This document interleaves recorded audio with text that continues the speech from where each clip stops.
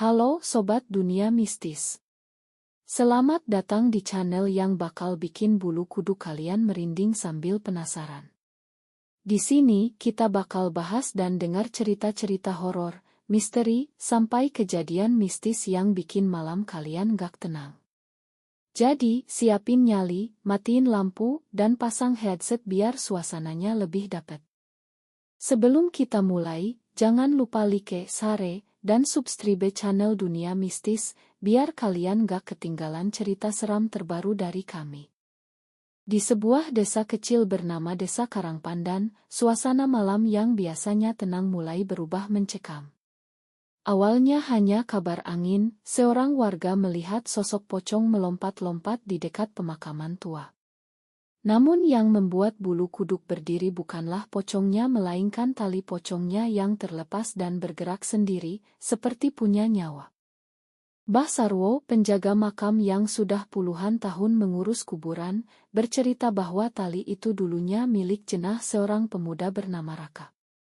Raka meninggal karena kecelakaan, tapi desas-desus mengatakan ia meninggal tidak wajar, ada unsur dendam yang belum terbalaskan.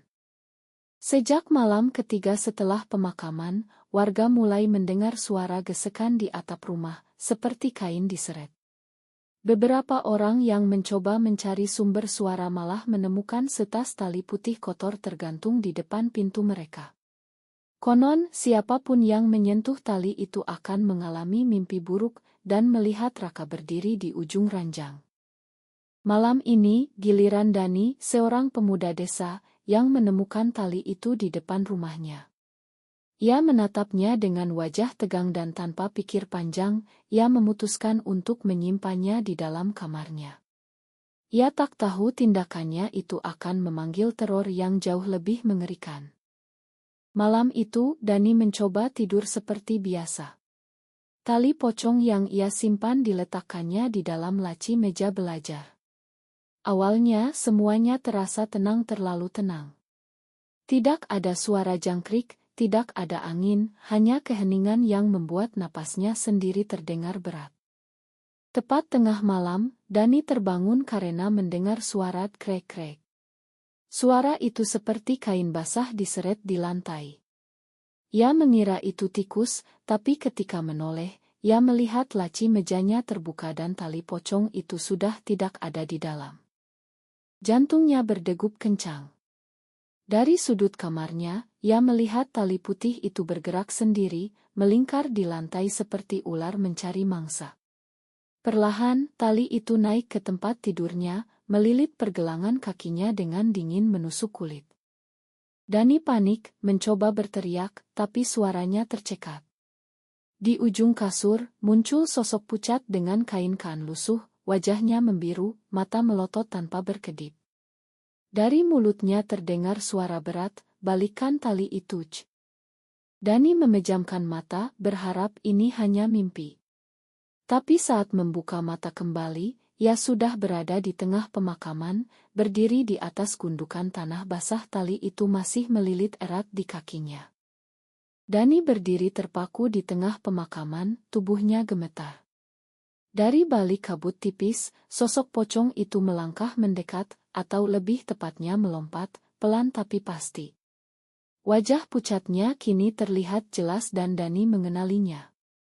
Itu Raka, teman semanya yang menghilang 3 tahun lalu. Dani pernah mendengar kabar bahwa Raka tewas dalam kecelakaan tunggal, tapi kebenarannya jauh lebih kelam. Raka dibunuh oleh beberapa pemuda desa karena dianggap mencuri, meski tak pernah ada bukti. Mereka memukulnya hingga tewas, lalu menyamarkan kematiannya sebagai kecelakaan. Raka menatap Dani dengan mata merah berair. "Aku tidak butuh mereka semua, aku hanya butuh satu orang untuk membawakan pesanku." Suaranya bergetar, penuh dendam. Dani memberanikan diri bertanya, "Kenapa tali pocong itu?" Raka tersenyum miring. "Itu satu-satunya pengikat antara rohku dan dunia ini. Siapapun yang menyimpannya akan melihat apa yang kulihat, akan merasakan apa yang kurasakan sebelum mati." Tali itu tiba-tiba melilit tubuh Dani lebih erat, dan pandangan matanya menjadi gelap. Dalam kegelapan itu, ia menyaksikan semua kejadian malam pembunuhan Raka, jeritan, darah, tanah basah menutup wajah. Dani merasakan sesak yang sama. Ketika Dani terbangun, ia sudah berada di kamarnya. Laci mejanya kosong. Tidak ada tali pocong, tidak ada tanda kejadian itu kecuali satu hal. Di pergelangan kakinya, ada bekas lilitan berwarna merah kehitaman, dan suara Raka berbisik di telinganya, "Sekarang giliranmu mencari penggantiku." Sejak hari itu, tali pocong itu kembali berpindah dari satu rumah ke rumah lain, membawa mimpi buruk dan rasa takut yang tak pernah usai. Itu dia cerita kita malam ini. Ingat, percaya atau tidak, semua kembali pada diri kalian. Tapi kalau nanti malam ada yang mengetuk pintu atau memanggil nama kalian pelan-pelan, jangan buru-buru dibuka, ya. Sampai ketemu di cerita mistis berikutnya, tetap waspada karena kadang yang menatap kalian dari kegelapan bukan cuma bayangan. Selamat malam.